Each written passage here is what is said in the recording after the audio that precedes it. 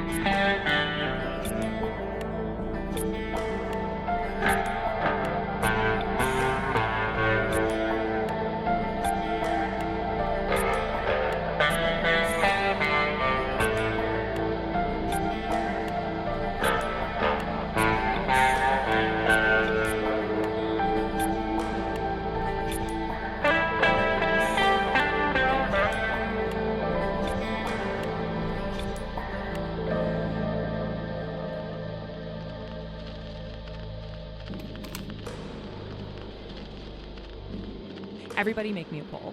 No. Whoa, where? All right, wait, hold on. Everyone pause. In what direction are they launching? Like, fully across the diner. Everyone is in the path Jesus. but like towards the door that is opening. Shit. Okay, the tower's fucking terrible. Who's going first?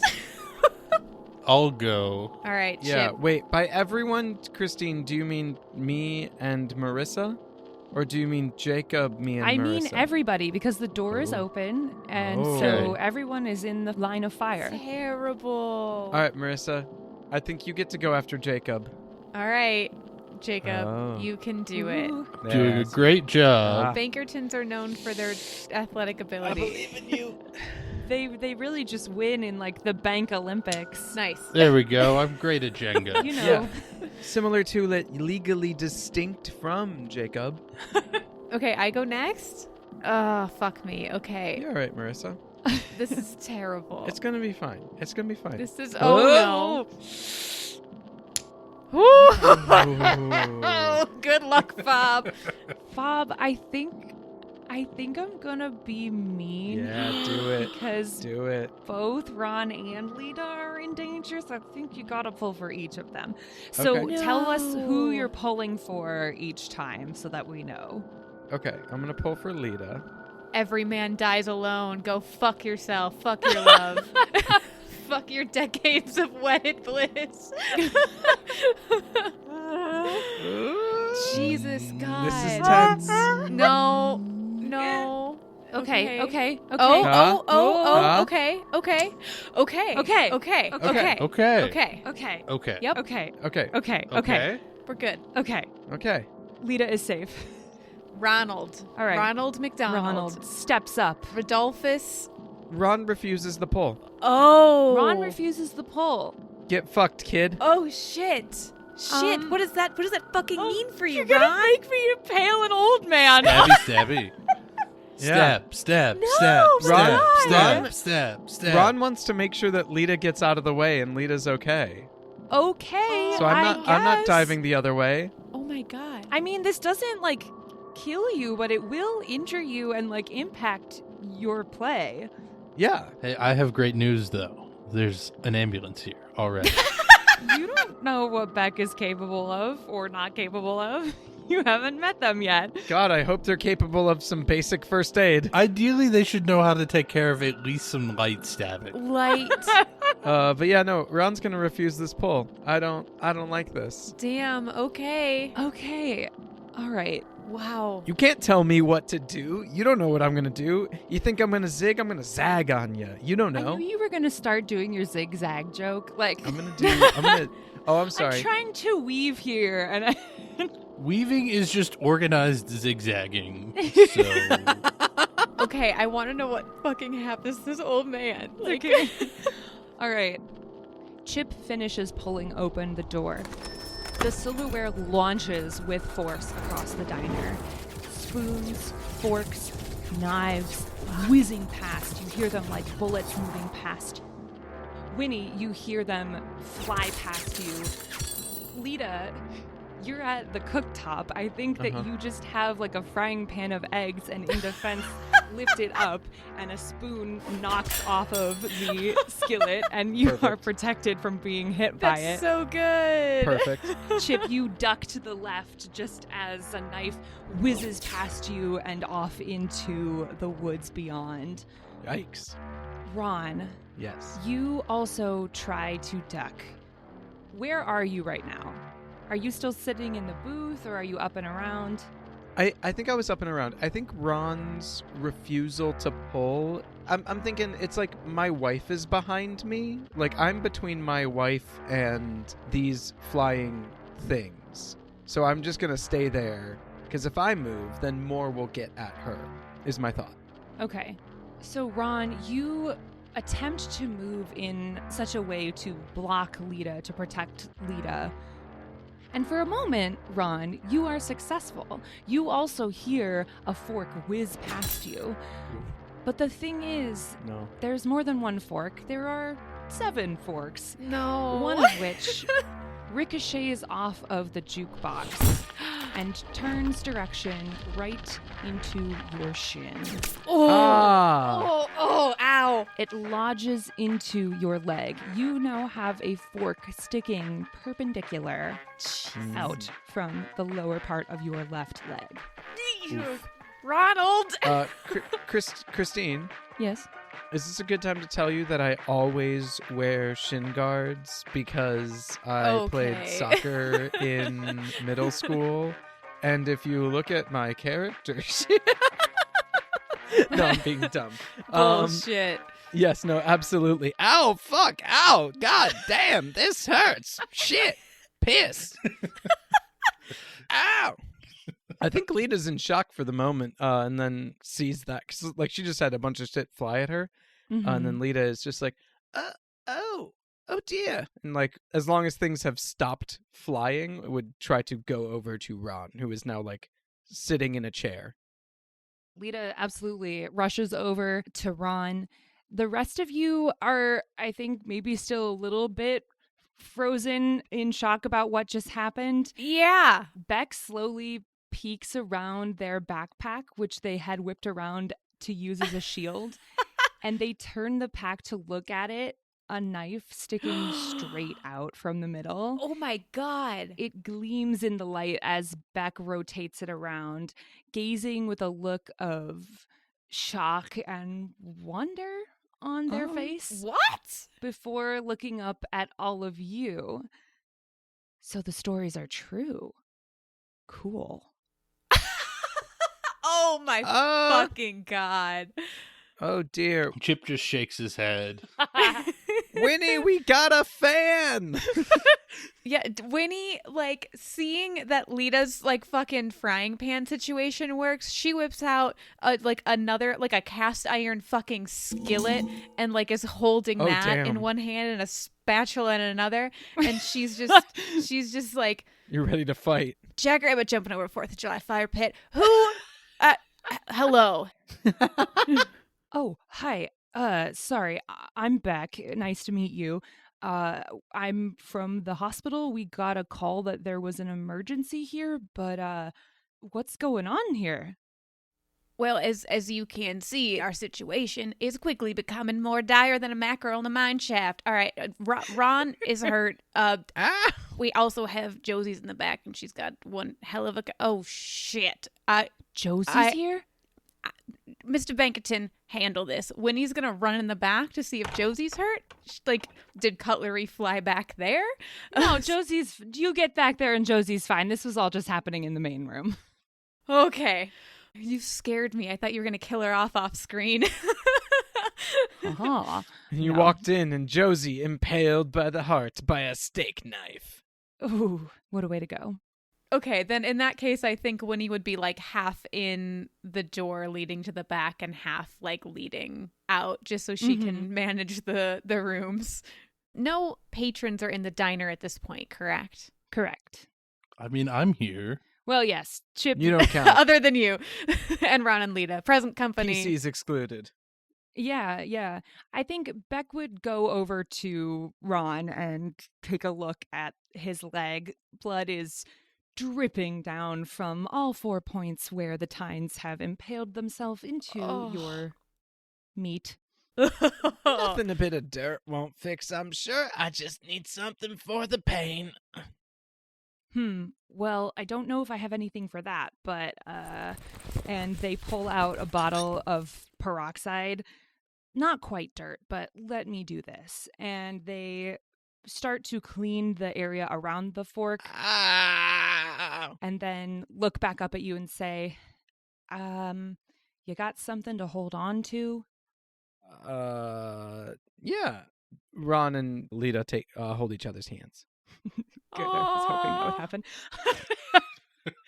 Now I only have to pull once for stuff. It's cute, but also mechanically advantageous. They just never let go for the rest of the story. The best kind of love. Yes. Okay, ready? And Beck wraps their hand around the handle of the fork. God. As I'll ever be. God. 1, 2, 3. Ah! Wow. It starts bleeding more profusely, but very quickly Beck grabs some gauze and holds it on your leg, pressing down to help stop the bleeding. Thank you, I think. Ow. Just doing my job. So I can't imagine this was the emergency. No, this happened right about when you walked in. Right. So who am I here to collect? You familiar with Josie Warner? I mean, I've read about her, but I've never met her before. Okay, youngin', we're gonna take that whole. We're just gonna set that aside for the moment. She took a tumble. Oh, no. And she is not doing well at this time. Oh. We think she might need she might be concussed. Oh, okay. And Beck looks at Lita. Can you hold this and put pressure on it? Certainly. They transfer the wound to you, Lita, hand you a little bit of extra gauze.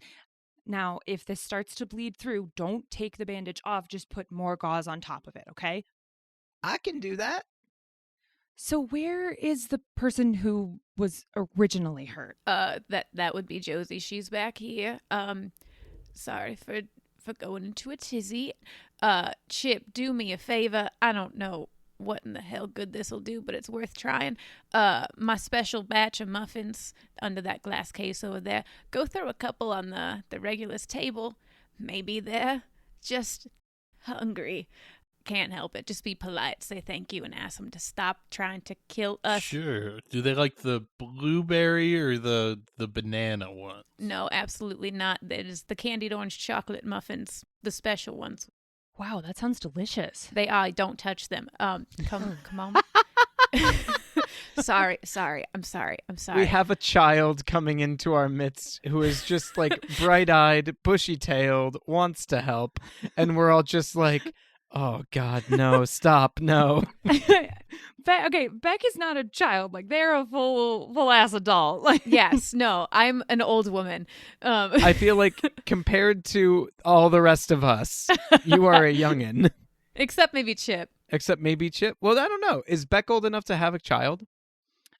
probably not. Then Well, I mean, like, it depends on the choices that they would have made during adolescence. That's fair. valid. So Beck is a fully fledged, totally grown adult. We respect their autonomy. However, to two old coots like me, Well, you just keep that gauze on that wound, okay? oh, that was not meant to be an in character conversation that I had with you. Winnie, takes a breath, puts down the spatula, keeps the cast iron skillet, pulls out a cigarette, because we need that right now, and just takes a drag. All right. Beck, I take it you are new to filming, and I take it you may have heard some things. Let me set the record straight for you, sweetheart. We are dealing with a situation. Please be respectful. Josie is not in a state for interviews or questions, and try not to, well, I don't know what set our regulars off, but whatever it is, don't try to do that. Come on back. Okay. And they kind of cock an eyebrow and follow you towards the back. As they go back, I'll walk over towards the muffins, and I'm going to grab a blueberry and start munching, but They're exquisite, Jacob. Oh, Jacob. sure, I'll take one of the Oh, Jacob. chocolate whatevers over that way. Chocolate candied orange Oh, muffins. Jacob. Jacob, you're eating a muffin You're eating a muffin, Jacob? Yes. Oh, Jacob. Before, at a time like this? before giving it to the regulars? Yeah. Oh, Jacob. Was that bad? Yes. You bite into this muffin, and you don't purposefully know what blood tastes like. Ah, What? But for the love of God, this muffin tastes like blood. Oh my Tastes fucking like pennies. God. Chip, it tastes like pennies. Terrible restaurant. Is it bleeding? If you take it away, is there blood Yeah, in does the he bite muffin? into it? Nope. It just looks like a muffin. Does it squirt? Gross. Nope. Well, I mean, depends on how fresh your blueberries are, Winnie. Pretty damn fresh, thank you. So yeah, maybe there's some blue Blue goo. ooze. Goo, that's terrible, the word. terrible. There's some blue goo. So either it's not blood or there's no oxygen in the room. I mean, those are two logical explanations, but some pretty illogical things have been happening this evening. Yeah, magnets are crazy. Oh no. If he still believes in magnets and not ghosts by the end of this, Lita, I think we do done have permission to maybe just end his life. And when we do, you know what we say? We say, it was magnets. Murdered by Magnets is a good title for something. Ooh, that's a good band name. It was a great band Or name. band name, yeah. Yeah. What do they do? Do they do shoegaze? I'm not going to figure this out right now. Well, you can ponder that. Beck and Winnie are heading towards the back of the diner. When you go into the back room, Winnie, you see that Josie is still sitting there with her hands over her eyes, counting. How high has she gotten? It's not in order, so you don't know maybe where she meandered to. Oh, no. 78, 42, Oh no. 25, Ugh. 30, 11. Josie, honey. Hi, sweetheart. Mama! No, baby girl. No, it's Winnie. And I want to like kneel down and put an arm on her like shoulder very lightly to not her bad shoulder, her like okay shoulder to steady her. Mm-hmm. Josie, this is our new friend Beck. They're gonna ask you some questions and get you some help. Do you remember how you fell? Winnie, I fell? Yeah, you were taking the garbage out and you stepped outside and What? the next thing you had crumpled something terrible at the bottom of the steps. You don't remember that. It's really vague. I'm sorry. Beck, you said, can I get you a menu? Where would you like to sit in the restaurant? Oh no. I think Beck kneels down in front of Winnie and says, "Hey, Josie. Yeah, my name is Beck. I'm really excited to be here at your restaurant. I've heard so much about the Broken Yolk." And as they're talking, they pull out a little flashlight and wave it in front of her eyes to check her pupils. I heard that you might have taken a spill this evening. And they take her hand and start to measure her pulse. But don't worry, I'm going to get you some help and we're going to go to the hospital and we're going to get you all checked out. And at the word hospital, Josie's eyes widen again and she says, "Oh no, I can't leave. I got to stay here to keep the diner running." No, Joe. Oh, yeah. No. Oh, that's fine. It looks like you've got a lot of friends here that are more than willing to help you. I think it's best if we go. And Winnie, Josie looks at you in a panic. I can't leave this place. It's never stopped running before.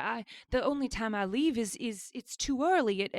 I only leave when it's like the overnight shift, and I know that you've got it what's the other? Josie, I do got it. Ron, Lita here, they got it, and no, you never admit to that man that I said this, but he can make a very mean omelet, even if he does use too many eggs. We have Mr. Bankerton here, who can help somehow, and we already made it through the dinner rush. So I think what's best for the diner is you getting the help that you need. Now, that this place wouldn't be half of what it is without you, and we want to make sure there's enough for you to come back here tomorrow. Okay? I know it's hard, but and she like you know, in the moment when you're gonna say a thing that you know is gonna come bite you in the ass, like she like hesitates. Now I promise I will not let this place close, and I will not let anything happen to this place until you get back. Cross my heart. But if I'm gonna go anywhere, I gotta let my mama and daddy know. And she gets up and heads out into the main area of the diner again. And No. Beck looks at you wide-eyed and chases after her out into the main room. I grab my skillet back. Josie, no. Oh my god. A fork's gonna stab her in the fucking face. God damn it. Chip, what are you doing? I mean, Not much time has passed, so if you're still like standing there. it tastes bad, so I'm not eating the muffin still. That would be madness. Maybe you found that you have a taste for it, Bankerton. Vampire. No, the muffin tastes bad. Finding a trash can, I'm maybe, I don't know, poking around, looking for magnets or something. Like, I'm not full on, like, sleuthing, investigating, but I'm, casually poking around, like, lift up under the plates. Maybe there's something under there. You know what I mean? Yeah, for sure. Yeah, I like that. So I think maybe you have your back turned when Josie comes bursting back into the main room of the diner. She runs straight to you, Chip. No. Oh, no. You turn almost right at the moment of impact, and she just collides into you. You look at her contorted face of fear, and it's softening into something of recognition and comfort and sadness, and she is falling into your arms, crying, and you catch her, and you hear her cry softly, "Daddy, can we just go home?" Oh, Yeah, sure. We brought a special car here to take you home with a cool ass bed in the back and great lights. And everyone's going to get out of the way so you can get home real fast. And this is your driver, Beck. And you should listen to what they have to say. Spoken like a true dad. Yeah, really. She looks around confused, and Beck kind of comes up alongside of her, and they take her arm gently and say, it's all right. You can come with me. Here, look. And they pull the stretcher a little forward, and the two of you kind of gently coax her onto the stretcher. And Beck starts to roll her out. Ron and Lita... Josie is confused. She locks eyes with you. Oh, no, I don't care for that. I request amnesty and also medical attention. Are you asking for amnesty from the regulars? I may have been asking for amnesty from the ghosts. Oh, I see. But I don't think that I don't feel that applies. Beck, I feel I would be amiss letting Josie go all on her own.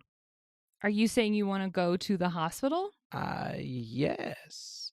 That is what I'm saying. I have a severe leg injury that requires medical attention. Okay. That's it's unexpected. You could totally do that. I can tell you that, like, where we are in the time frame. Yeah. You only go to the hospital when it's, like, real serious. So, like, Josie probably isn't coming back to the diner anytime soon. So if Ron goes, he won't be able to help fix whatever is occurring here at the diner. If Lita stays, she will then have to pull twice for everything because Ron physically won't be there. That's not good. So now, question for Christine, God DM. Dreaded Christine, my friend. Yes, you may approach. Thank you. I grovel forward. What dost thou, humble player, have to request of the dreaded DM? Dreaded Christine, I petition thee. Yes. Is this removing Ron from the game? Or is this what is happening? Well... Because if this is removing Ron from the game, I would not do it. But I also think that seeing her how she is, I think he'd go. Why don't you go talk to Josie?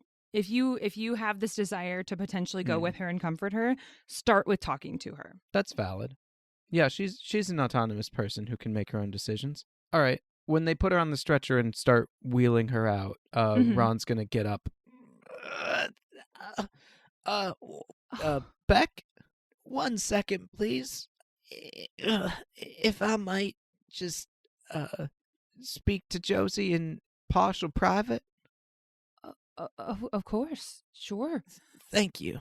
And they take a step away and maybe help you walk the rest of the way to the stretcher. I'm like hobbling a little more than normal. Josie, dear. Ron, I'm so sorry. I really thought that I could keep the spirits calm, and they've just gotten so out of control. You do. No, it's okay. This is unprecedented. This situation is. It looks like you're out for the count for a while at least. That's what they say, and Ron, I'm scared. I'm scared of what that means for not even for me, but for this place. This is Mom and Dad's place. I can't let them down, Ron. Don't you worry about that, Josie. That's not something you can do. Not to them. Do you want someone to come with you? No, you gotta stay here. You need to help Winnie and Lita and Mr. Bankerton. You gotta keep this place running. Do it for me and for Mama and Daddy. You sure about that? I'm sure. You gotta stay. Okay. You listen to what this nice young whippersnapper says, okay? Can you promise me that? I promise. I love you, Ron. I love you too, Josie. You take care now, all right? You just get better. Next time I see you, you're going to have bandages wrapped so tightly around your head you won't be able to see straight.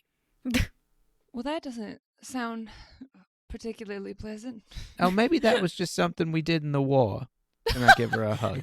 Oh, she hugs you so tight. Oh, and it hurts my leg something awful. All right. Well, then, you take care. We'll come visit soon as we can, all right? All right. All right. You be good now. And then I nod to Beck as I peace out. Oh, no, Christine's having ideas. Oh, no, Christine's having thoughts. You nod to Beck, and they come over. Nodding to Beck is the thing? I'm just narrating. Would Oh. you let me weave? I thought you were about to skewer me again, Christine. The last time you had that look in your eyes, knives flew at me. So you nod to Beck, and a table flies at you this time, fucker. No. Refuse this pull. You nod to Beck, and they come back over to the stretcher and start to wheel Josie out towards the door. The door is still propped open a little bit, and as they approach the door, it swings shut. Oh, fuck me. And so Beck goes around, and they open the door, and they turn around to pull the stretcher, and the door slams shut again. They look at the door again, and then they look back at all of you, and they say, "Is this how things normally are here?" No. Mr. Bankerton? Mr. Bankerton, Yes? have you discovered the magnets in the door frame yet? And can you turn them off, please? No, not yet. I don't know, maybe you just open it again and hold it this time so the wind can't blow it shut? By that, I was suggesting that you would do exactly what you had just said, but that was my cheeky old person way of doing it. I apologize for the passive aggression. The 50s. Fine, I guess I can help. And I'll walk over and open the door and hold it. While he does that, I cheat at backgammon. Amazing. Yeah, okay. Then you... Chip, you hold the door open. Beck wheels Josie out on the stretcher. Ron, I think you go to reach for the dice, and they full-on fly across the room before you can touch them. 2 6s! I win! I think Lita goes and collects Ron and sits him down. He's being a bit ridiculous, and he does have a hurt leg. Out the window, Chip, you watch as Beck loads Josie's stretcher into the ambulance, and they close the big back doors of the ambulance. And then they turn and come back towards the diner again. They push through the door and meekly look in and say, "Can I actually use your phone?" You want... Yeah, it's right back here. All right, great. And Beck goes back towards the phone and dials. And they put the phone up to their ear. Hello, you've reached Mountain View Hospital. Hey, yeah, I have the Beck, patient yes. loaded into the ambulance. We're going to come to the hospital. Oh my. Definitely some signs of concussion. Did you check the pupils for enlargement? Yeah, no, I did that. I checked for that. Good. Hey, there have been some other injuries here while I was here. I don't think the situation is fully stable. Oh my. Could you send some backup to transport patient A, and then I'll stay and help triage here? Of course. Okay, great. The Yeah. ambulance Can you get here is kind of fast? still Oh, perfect. there. Oh, you're around the corner. Wonderful. Yeah. Okay, great. I was just gonna say, are they gonna take another hour where she's waiting in the back of the whole damn thing? Okay, I did some research actually on like late 50s ambulance, and like it was not the level that we have today. That's fair. The ambulances were driven by like one person, and it was basically just like, you need a little bit more first aid.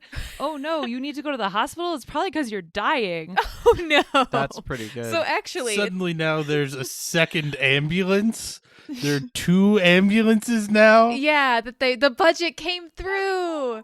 Mr. Bankerton, it's There's just Sorry, another hold on 1 ambulance, and it's I'm around really the sorry. corner, I'm and not cell phones don't exist. So they're sitting around the corner by their phone waiting I'm really for sorry, somebody to sir. call and need their second ambulance. I'm really sorry. I'm on the phone. It's really rude that you're talking while I'm trying to speak on the phone.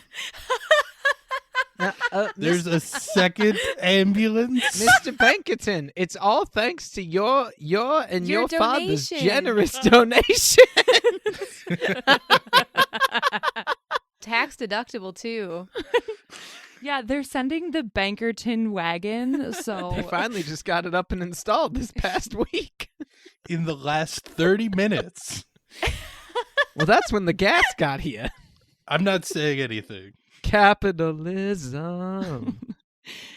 Anyway, so as Beck is talking on the phone and relaying some details to the hospital, Chip, Oh no. you know that Josie was injured and she's not totally lucid, but when she came over and clung to you in the way that she did, a string much deeper within you was plucked hard at the scene that she made. It resonated deep within you. That was not the first time that someone desperate had called for you or ran into your arms for comfort. I want to take a moment. Chip, tell me about the time that you lost your son. What? Oh no. Well, I mean, he was just a young boy. He was out on his first scouting trip, and they were camping in the woods, as you know they do. Got a call, or however logistically that would work. We got summoned, and they said they couldn't find him. He had wandered off in the night or something, and we weren't really sure what to do. And they didn't have any process or anything for this. We just kind of started looking. Let's go back to that moment. You had been at home, probably relaxing for the evening, maybe having a drink with your wife, when you get this call from one of the leaders of the scouting troop. They're so sorry, but they haven't been able to find Chip Jr. He wandered off somewhere. How long did it take you to get in the car to go to the woods? I mean, none seconds. Right there. So then something was pushing you, something deep within, a sense of parenting, a sense of love, a sense of I must find what belongs to me, what is me. I must find and rescue my son. Cut to, I don't know, what, an hour, 2? In the woods, it's nighttime, it's dark. You didn't even have time to change out of your house slippers. They are caked in mud from running through the woods, calling out Chip's name. Your throat is hoarse. What happened? What was that like? I mean, it's all a haze, but I don't know. We looked for a long time, but at some point I just kind of could feel where to go. I don't know. I feel like I just knew where to turn. I don't know. Eventually we found him, and like you said, he ran into my arms and hugged me, and we took him home, and it's been mostly fine since then. I mean, we found him. What else would there be to speak of? So when you say that you had like a sense, something beyond perhaps, does Chip Bankerton believe in the supernatural? Ooh. I don't know. I mean, if there is something out there and we can't find it, is it any better or worse to think about or try to find it or believe it's there? And maybe on a day-to-day level, that's probably his guiding principle. If we can't find it, there's no need to really try and go after it. Does it really matter? But something about that night, you found something that night more than just finding your son. You pushed past any sort of discomfort or skepticism, and you stepped up. You engaged, you trusted yourself, you trusted something beyond yourself. You were a father who recognized that his child was in need, scared, and lost. And tonight, with what you saw and heard from Josie, again, you are a father recognizing a child in need, scared, lost. Your brush with the beyond back in the woods led you to find your boy a few years ago, and maybe there's something that the regulars are trying to guide you towards tonight. Oh, shit. That I should impale Beck? Well, now that would be a bit of a left turn. Whoa! Whoa! That's the most clear message they seem to have sent so far. That's a real I'm You gonna know? punch I'm gonna hit him with a pipe moment from Yeah, I see. Okay, that's my fault. I see how you Christine, might get Christine that. is like- Jacob, the thing about our friendship that I love is that we come at things from very different angles. So when we meet in the middle, there's usually like some good learning that we have from each other. This is an instance when like you have totally blindsided me because you operate in my blind spot a lot of time. Oh my god. Maybe that's the message that they are giving you. Perhaps. But Beck right now is just talking on the phone, and they don't seem to be doing anything like actively negative. So maybe let's just like put a pin in that thought. Discernment is important as well. Wait, Christine, I have a question. Yes. What you're saying is they're unaware and preoccupied, so they'd never see someone sneaking up on them. That's interesting because you look over and they say, "Okay, great, yeah, thanks. I'll see you soon," and they hang up and turn around and look at all of you.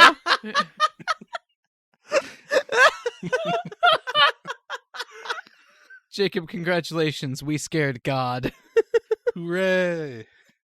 Beck hangs up the phone and looks at all of you and says, "I think I'm going to stay here with all of you. There's some things that I would like to know about this place, and I think you all might have experienced something that I would be interested in hearing about." Oh, good. We love an enthusiastic tourist. And Winnie has taken like just the full tray of what's left of her muffins and set that on the counter. There's like a bunch of them for the regulars.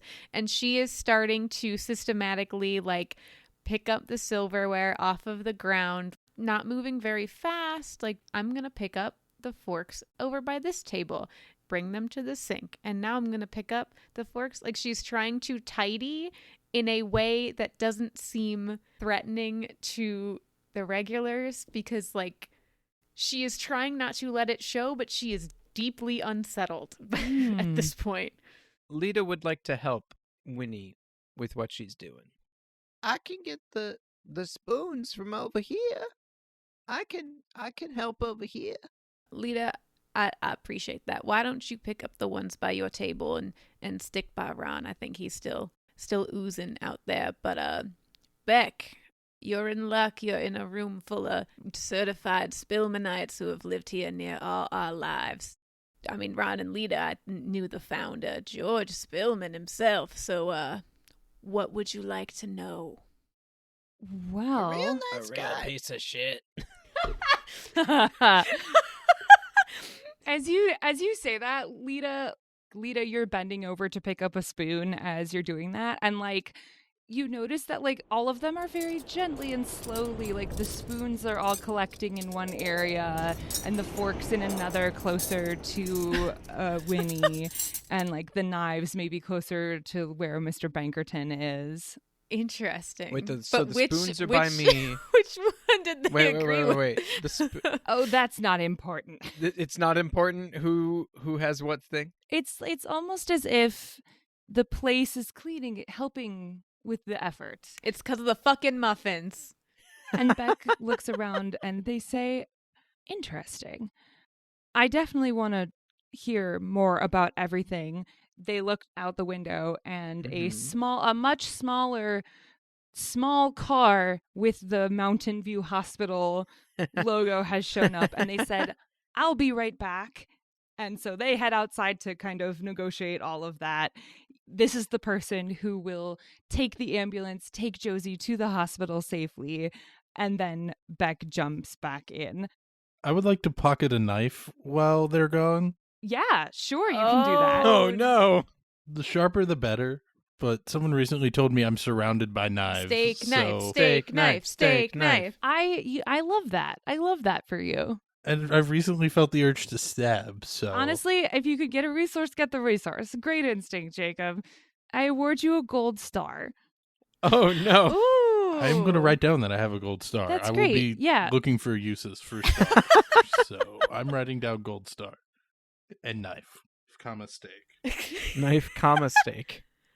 So I think Beck goes out to manage that transition. Chip grabs a knife. Anything particular that the other three of you are doing? It's okay if not. Winnie adds more muffins. Adds more muffins. Great. More muffins? Yeah, more muffins. Specifically, the very coveted chocolate orange candy peel, whatever the fuck muffins I said. Because they're working. The good shit. They're seasonal, is a closely guarded recipe that no one knows, not even Josie. Listen, anyway, it doesn't matter. But yeah, she'll just keep piling them on. That's fun. Ron and Lita? You know, I'm not sure that we're doing any. I think Ron's nursing his leg, and I think Lita's just assisting with the cleanup where she can. Okay. We'll go ahead and say, Ron, that your wound has stopped bleeding. It is stable, but you are still it's tender, so you would be favoring that leg. Oh. Okay. Yeah, then I think Ron's mostly staying put. I might do another game of backgammon if Mr. Bankerton care for another game. I can actually sit with you this time, and we don't need to shout across the whole dang room.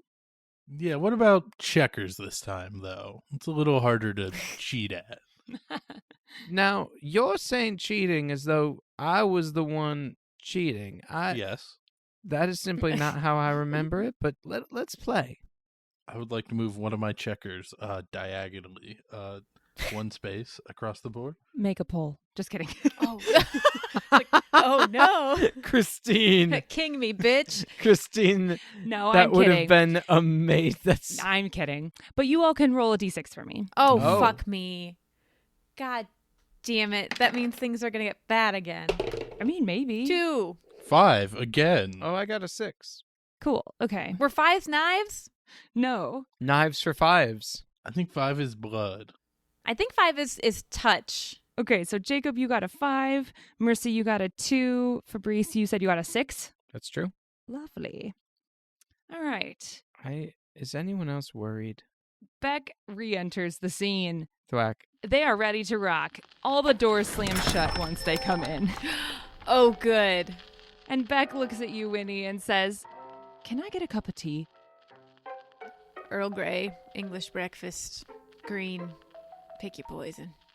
You're very calm about all of this.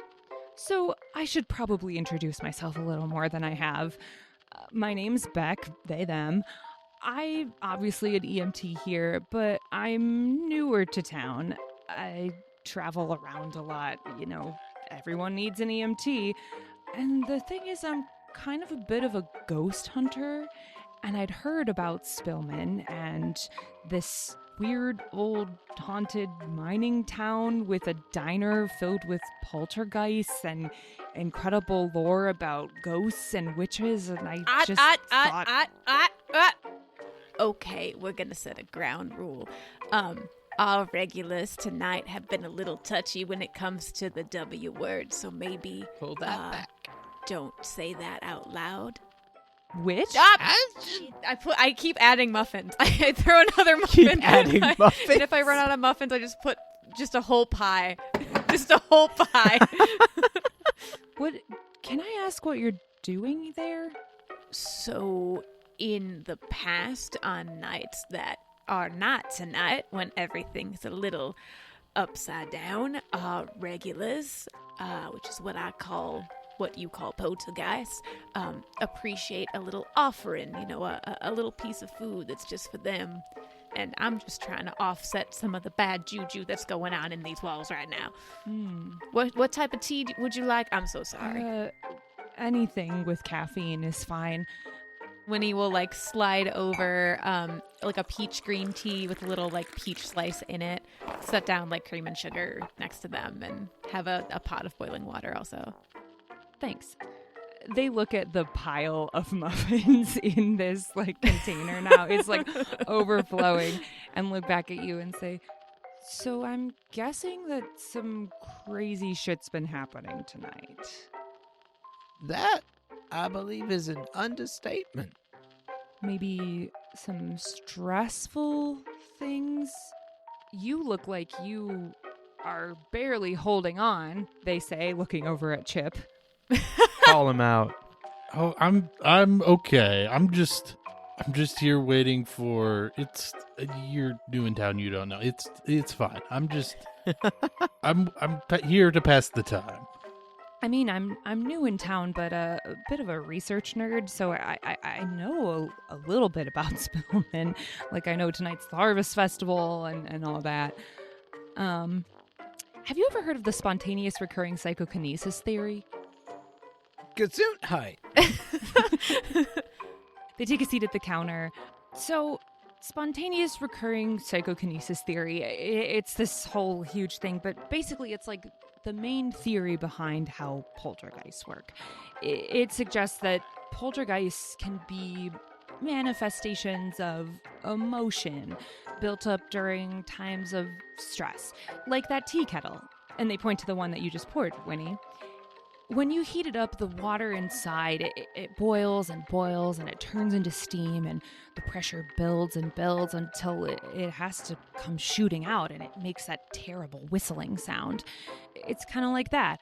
Emotional energy can build up so much that eventually it projects outward into the form of mental energy, which can affect the physical environment, and that is what can produce the things that we then attribute to poltergeists. But basically, it's an expression of emotion. Have there been any emotional events happening here this evening? And they take a sip. I need at least 5 more minutes to digest what you said. Well, there was the time we had to call 911. Okay. Because somebody fell and got hurt. That was a whole thing. Yeah, that could do it. Winnie has moved on to finally cleaning up the water from the simmer pot. She has a towel, and she kind of gestures it in Chip's direction. Well, most of it started when Mr. Bankerton here came in, suppressing his concern and emotion that his son is currently out by the century tree. So I think that might have done it. Did your son win the drawing? Sorry. Win is a word. That's a choice. I was gonna say. I mean, isn't being part of the Harvest Festival century tree drawing, that's the whole ritual that the town does. That's a big deal, right? At least that's what it seems like based on what I've read in the newspapers and stuff. Yeah, I mean, he seemed excited enough, I guess. I don't know, you just go get a stick, but also it takes all night. I just kind of, the Harvest Festival is just kind of there for harvest cakes, and we get some beers, and it's like a festival. And then also, I don't know, never got the stuff with the stick. Oh, well, Chip, I guess your daddy did a poor job of teaching you history lessons, huh? That ain't what the Harvest Festival's about at all. Not by a mile. I mean, they bring in the vendors and the beer truck and the deep fryers and stuff. I don't know. It seems like a pretty good time. Is that what the Harvest Festival has always been? I mean, I guess as long as I can remember, these folks, I guess, were there at the start, huh? Why do we do this anyway? And he gestures to the olds. The olds. Well, now I have to use my words carefully. You understand? How the Harvest Festival started was it was a celebration of a death. Of a murder, technically. So it's a big old funeral. Sort of. Now that's a much kinder way of looking at it than what its original creators were, I think, intending. Who were the original creators? Well, see, now it's like this. Lights a cigarette. Somewhere banjo music starts playing. Oh, yeah. The jukebox gets rolling, for sure.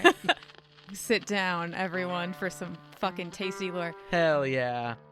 Well, now, and Ron and Lita, you've been here since the town's beginning, so feel free to correct me if I'm wrong, but how my mama told it is that George Spillman, town founder, stupid statue in the middle of town, decided to go after someone who we shall refrain from mentioning for our regulars' sake, who the town had decided to make a villain and scapegoat. Way my mama told it, he ran her through with his coalwood walking stick and shoved her head under the water good and while until she was dead, and the town was so thrilled that he had protected them from some magical evil that they started this whole festival nonsense to commemorate the occasion. Basically, it's a big hullabaloo every autumn where we make pancakes and apple fritters celebrating the death of one woman who, with the exception of Ron and myself, it seems everyone in town is content to misremember and malign. That is the sum of it. All around the diner, Fuck. Oh, no. you start to see delicate gossamer lines descending from the ceiling, gently, on the ends of which you see dancing very delicately and spinning tiny little spiders with a blue stripe. Oh no. All around the diner, near, far, Wherever you are. descending gently into the diner. They fall to the floor, skitter around before scurrying through walls and through chairs, and they seem to be passing through things. What? Seems a bit unnatural. Care to investigate closer? I would like to go and get one of them. All right, Ron. Make a poll, because you are injured. Lita will help. Lita is helping. Yeah, Lita helps you up, but make a poll. Just one. Fob, the tower is very bad. Are you willing to die for a fucking spider pet? Are you 'Cause- saying I should sacrifice myself for this here spider? No, that's not what I'm Well, saying. then that's not what I'm gonna do. Shit. It's shit, gonna be shit, fun. Shit, It's gonna be shit. That was close. That was close. Thank you, Ron. You're welcome. With a little bit of a heft from your delightful wife, Lita, you get up and you chase after a spider that is still in the midst of descending from the ceiling. It came later than some of the others.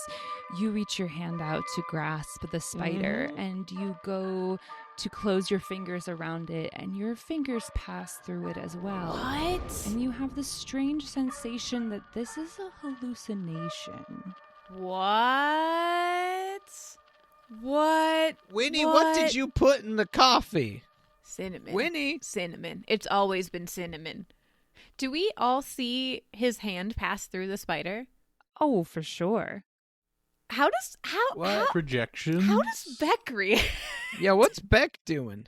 Beck is mesmerized. This is the coolest thing they've ever seen. Fair. Like, they just came to respond to their job and now are like getting to engage with this thing that they're like super into. So yeah, no, this is rad. I think even maybe under their breath they say, well, that's just swell.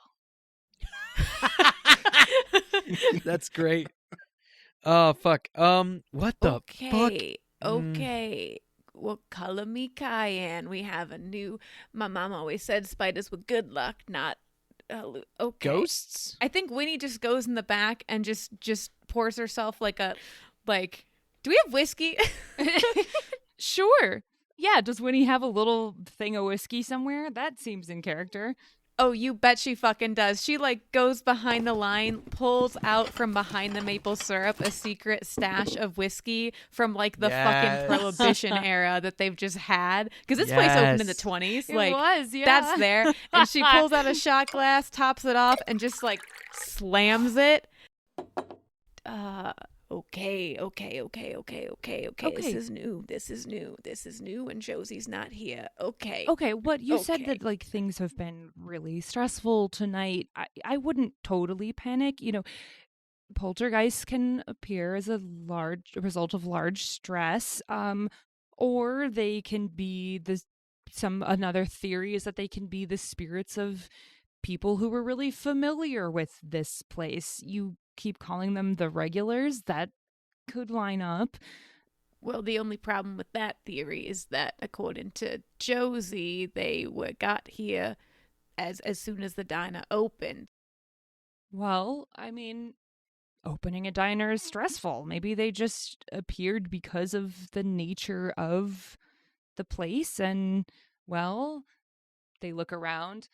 This place is 24 hours, right? If there's always someone here, there's always some sort of emotion happening, so there's always going to be a poltergeist. Okay. Do they appear as spiders? Ghosts? It's a ghost. It's a ghost spider. That could just be an expression of the energy in the place. I'm not an expert, but these are just some theories about what could be happening here. Beck, I do have a question. Do your theories say anything about how to temper the poltergeist's antics when, say, the only person who they listen to just got taken out of the building? How to soothe their noodles, as one might say. Exactly, Ron. Thank you. Yes. How to soothe a noodle. And she pours herself another fucking shot. How to get more snoodle energy when they're given a lot of snick. Yes, exactly. I'm glad you have picked up on that Spillman colloquialism, if nothing else. Well, have you ever tried to communicate directly with them? I mean, we talk to them. Sure as daylight. Is that what you're saying? We say thank you? Maybe. Have you ever seen these? And they start to dig around in their backpack and they pull out 2 golden L-shaped metal devices. Oh, I know. Dowsing rods. Yeah. Oh, that's cool. Are those to help you find magnets? Not necessarily magnets. Some people think that they can help you find water, but they can also help communicate with manifestations, things from the beyond. Poltergeists aren't really specific entities, so they can't always communicate in words, but they can affect the world around them. So if you set up the right parameters, they could answer simple questions with these dowsing rods. I mean, listen, I'm at a loss, so if it's all right with the rest of y'all, I'm down to try it. As long as it doesn't involve me getting impaled again. I would also prefer that. Less impalement. Chip? Why not? What else are you doing? You're just losing to me at checkers right now. King me. All right, well, let's do it. Are you all in a space where you feel like you can connect with something beyond? Beck, honey, I was raised in Spillman. I think I can manage. What Winnie said. We ain't afraid of no ghosts here. Okay, so in order for the dowsing rods to work, first you have to be in a place where you feel centered and have good intentions. You also must believe in what you're doing. So if anybody is skeptical about this, I would ask you to really try to put that aside and focus on what we're doing. Everybody at Chip. stares at Chip. Everybody turns. You have to be open to it for it to work. Sure. Chip, there might still be a small string of doubt, but the one note melody that had been plucked within you maybe 10, 15 minutes ago is still ringing. And from that note comes a very small maybe that, if given the right conditions to fan the flame, could grow larger into a yes. Are you in? Might as well. All right. First thing that we have to do, we have to calibrate the rods. We can only really ask yes or no questions. Typically, when the rods are crossed like this, and they cross them in front of them, that means yes. When they point outwards and they turn the rods so that they're facing away from each other, that's a no. So the way we start, would anyone else like to... Sorry, I don't mean to be like hogging this. I do this all the time. Would somebody else want to hold them? Sure, sweet. Pass them on over. Okay. So they give you the dowsing rods. So hold them kind of loosely in your hand. Try to focus on keeping the top part parallel with the floor. All right. Like this? Yeah, just like that. You got it. You're natural. It's just like flipping flapjacks. Ooh, flapjacks. Oh, I'll cook you up some when we're done. Don't worry. Nice. Okay. 12 eggs. Wow, okay. The Spillman special. I like this person. They know. They know the Spillman special. Okay, first we have to calibrate with a yes question. What's a question that we could ask that everybody knows that the answer is yes? Something very obvious and always true about where we are. Is Ron cheating at checkers? Yes. I think that... I don't know if that's a good calibration I mean, question. it's pretty obvious. What if instead of this borderline slanderous question, what if we ask the spirits, is this town named Spillman? Oh, that's great. That's great. Okay, everybody think on that question. Is this town named Spillman? Duh. I don't know why, but I closed my eyes and I can hear the checkers moving. No, that's good. That's good. As all of you try to tap into beyond, to clear your minds, to center yourselves, Winnie, you feel the rods start to move and the tips cross. Ooh. Yes, this town is called Spillman. Okay, good. That's good. That's good. We know that that's true. Okay, so they answered correctly. All right. Now go ahead and reset. Oh, okay. All right. So what's a no question? Is Winifred Benefred? Is Winifred Benefred? Like, is my name Benefred? Yeah. Maybe? You know what, Lita? Sure. Is my baptismal Christian name as I stand here before the good Lord Benefred? Okay. Fuck like town lore or anything. Christine, make him cross. Make them cross, Christine. Change her name. Winnie, is your name Benefred? Sure is not. Okay, so you all concentrate on the question, is Winifred Benefred?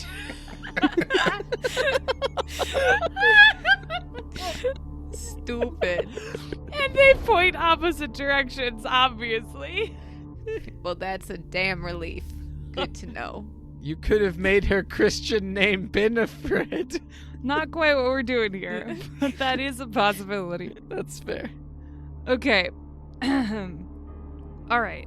I think we're calibrated. What kind of questions do you want to ask the spirits? And remember, they kind of have to be yes or no questions. And speaking as DM, I would love if every character, so all 4 of you, comes up with a question. I think I have one. Ron's got one too. Okay, who would like to go first? Marissa, do you want to go first? Yeah. I think given everything that has happened tonight and how things have devolved, and thinking of Josie, Winnie would ask, are y'all hurt? Are y'all in pain? You concentrate on the question, and the rods cross. Yes. Well, shit. Reset. Okay. Next question. I'll go. Was it you all that pushed Josie down the back stairs? Ooh. I don't come to fuck around. I need to know. The rods cross. Motherfuckers! I'll fight every single last one of you yellow-bellied Okay, sons we have of bitches. to remain calm. We're gonna have to recalibrate if you let your emotions get too much out of hand. I'm gonna take a walk. Ow. Ow. Ron, really, I Ow. think you should sit down. The rods start like spinning back and forth a little bit. Ron, Lita, control your husband. Ron, sit your ass down in my booth right now. Respectfully. Ron, come on. It's gonna be okay. We're just learning things. We're trying to cause her harm? You all focus on the question. Winnie, you really focus on holding the rods in a way that allows them to move freely. Ron, you are trying to remain calm and collected. Mm-hmm. The rods point away from each other. No. Oh. Now that is interesting. See, this is perplexing because if they were trying to get her out of the diner, but then the doors closed when she was going out of the diner just now, what is different? And what has changed? You know what I mean? Fuck. Interesting. Beck looks at you, Chip. Did you have a question you want to ask? I mean, presumably if they pushed her, and if we believe they don't mean her any harm, is they trying to move her out of the way of something? I mean, I guess we ask, what was she being attacked when you pushed her? The rods point to no. Well, this all doesn't make any sense. Well, no. It's more than we knew before, which was plumb nothing. Was Josie in danger? The rods immediately cross. Well, great. Reset. I have a question. Okay. Okay. Are we still in danger? And all of you hold your breath and focus on that question that Beck has just uttered. Oh, fuck. As slowly the rods cross and say yes. And that is where we will leave off for tonight. Oh, Christine, that's so good, but fuck. God damn. Piss.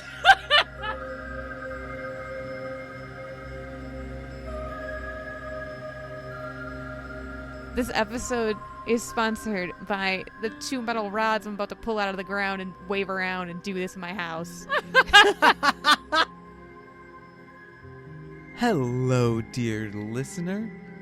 Thank you so much for listening to Dread and Breakfast.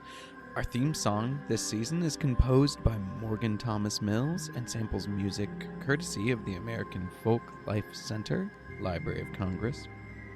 If you've gotten this far, you must really enjoy the show, and honestly, I do too. The best way you can share your enjoyment of the show is to literally share it and tell other people to listen to the show.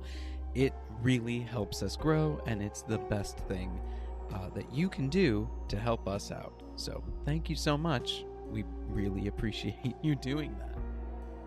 A full list of our sound credits and content warnings are also linked in the episode notes, along with a bunch of other fun stuff.